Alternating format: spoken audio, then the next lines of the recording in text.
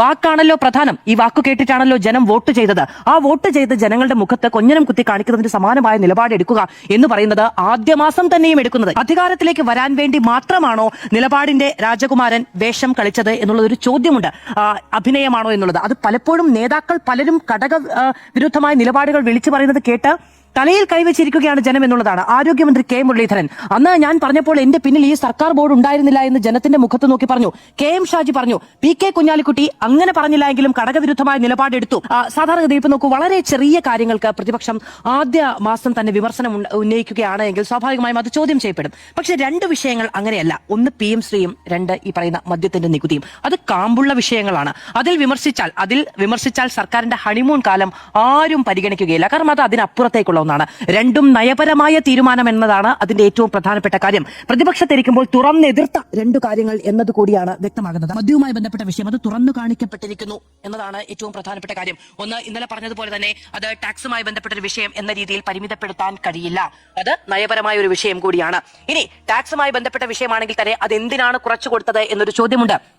അതിൽ പ്രതിപക്ഷ നേതാവായിരുന്ന സമയത്ത് മുഖ്യമന്ത്രിയുടെ വാക്കുകൾ ഇതിനകം കേരളം മുഴുവനും കേട്ടിരിക്കുന്നു. 100 താഴെ എന്നുള്ളതായിരുന്നു അന്ന് അദ്ദേഹം പറഞ്ഞത്.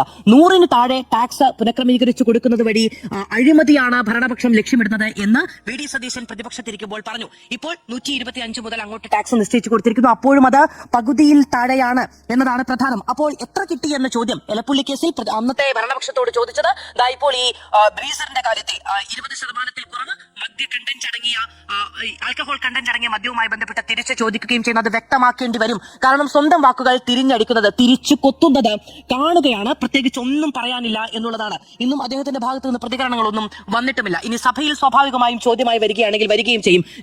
അതായത് ഈ ബജറ്റുമായി ബന്ധപ്പെട്ട ചർച്ചയാണെങ്കിലും ഏറ്റവും കൂടുതൽ കലുഷിതമാകുന്നത് മദ്യവിഷയത്തിൽ തന്നെ ആയിരിക്കും എന്നത് പ്രധാനമാണ്. ഒന്നാമത്തെ കാര്യം, ആദ്യ ദിവസം തന്നെ അത് തോമസ് ഐസക് അഴിമതിയാണ് എന്ന് പറയുമ്പോൾ CPM-ന് ഈ കാര്യത്തിൽ ടാക്സ് റിഡക്ഷനുമായി ബന്ധപ്പെട്ട് കുത്തക കമ്പനികൾ അവരെ സമീപിച്ച അനുഭവമുണ്ട്. അതിൽ നിന്നുകൊണ്ടാണ് ഇത് അഴിമതിയാണ് എന്ന് പറയുന്നത്. അതിലൊരു ഡീൽ നടക്കാനുള്ള സാധ്യത എത്രത്തോളമാണ് എന്ന് അനുഭവത്തിന്റെ പശ്ചാത്തലത്തിൽ CPM-ന് അറിയാം. അത് CPM അകറ്റി നിർത്തിയിട്ടുണ്ടെങ്കിൽ അവരുടെ തീരുമാനമാണ് അത്. അങ്ങനെ സംഭവിച്ചിട്ടില്ല എങ്കിൽ അപ്പോൾ സ്വാഭാവികമായും കോൺഗ്രസിന്റെ കാലത്ത് ആദ്യ ബജറ്റിൽ സുപ്രധാനമായ ഒരു പ്രഖ്യാപനം എന്ന നിലയ്ക്ക് തന്നെ അത് അവതരിപ്പിക്കപ്പെട്ടിട്ടുണ്ടെങ്കിൽ ഇന്നത്തെ പ്രതിപക്ഷത്തിന് സ്വാഭാവികമായും ചോദിക്കാം എത്ര കിട്ടി എന്നുള്ളത്. കാരണം അത് കിട്ടുന്നതാണ് എന്ന് പറഞ്ഞത് വി ഡി സതീശനാണ്. അത് അഴിമതിയുടെ കളമൊരുക്കാനുള്ള തീരുമാനമാണ് എന്ന് പറഞ്ഞത് വി ഡി സതീശനാണ്. സ്വാഭാവികമായും അദ്ദേഹത്തിന് അതിന് മറുപടി സഭയിൽ പറയേണ്ടി വരും. ഇനി 102 സീറ്റിന്റെ ഒരു വലിയ ബലം കൊണ്ട് അതിനെ പ്രതിരോധിക്കാമെന്ന് വിചാരിച്ചാൽ നടക്കില്ല.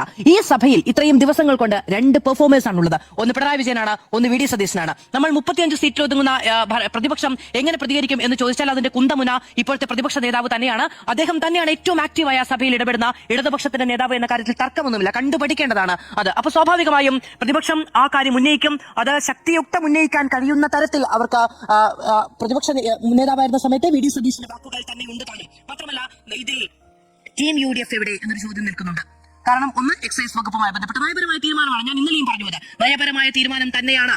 വിലക്കുറവിലൂടെ വീര്യം കുറഞ്ഞ മദ്യം വിപണിയിൽ ലഭ്യമാക്കുക എന്ന തീരുമാനം എടുത്തിട്ടുണ്ട് എങ്കിൽ അത് നയപരമായ തീരുമാനമാണ്, ധനകാര്യപരമായ തീരുമാനമല്ല. 1-2 ക്യാബിനറ്റും ഒരൊറ്റ സമ്മേളനവും ഒരു ബജറ്റും കഴിയുമ്പോഴേക്കും ഈ തീരുമാനം പ്രഖ്യാപിക്കാനുള്ള യാതൊരു അടിയന്തരാവസ്ഥയും ഇവിടെ നിലനിൽക്കുന്നുണ്ടായിരുന്നില്ല. ഇത് മദ്യവുമായി ബന്ധപ്പെട്ടതാണ്, കുടിവെള്ളവുമായി ബന്ധപ്പെട്ടതല്ല, ക്ഷേമ പെൻഷനുമായി ബന്ധപ്പെട്ടതല്ല, ഒന്നുമല്ല. മദ്യവുമായി ബന്ധപ്പെട്ടതാണ്. ഒരു തിരക്കുമില്ല, ഒരു തിക്കുമില്ല എന്നത് നമ്മൾ കൂടി അറിയേണ്ടതുണ്ട്. അപ്പൊ മദ്യവുമായി ബന്ധപ്പെട്ട് ആ തരത്തിൽ സഭ പ്രക്ഷുബ്ധമാവുകയും ചെയ്യും. പ്രതിപക്ഷം അതിനെ വലിയ തോതിൽ ആയുധമാക്കുകയും ചെയ്യും. വിശദീകരിക്കാൻ കഴിയാത്ത തരത്തിൽ അതിന് സ്വന്തം വാക്കുകൾ മുഖ്യമന്ത്രിക്ക് തിരിച്ചടിയാവുകയും ചെയ്യും.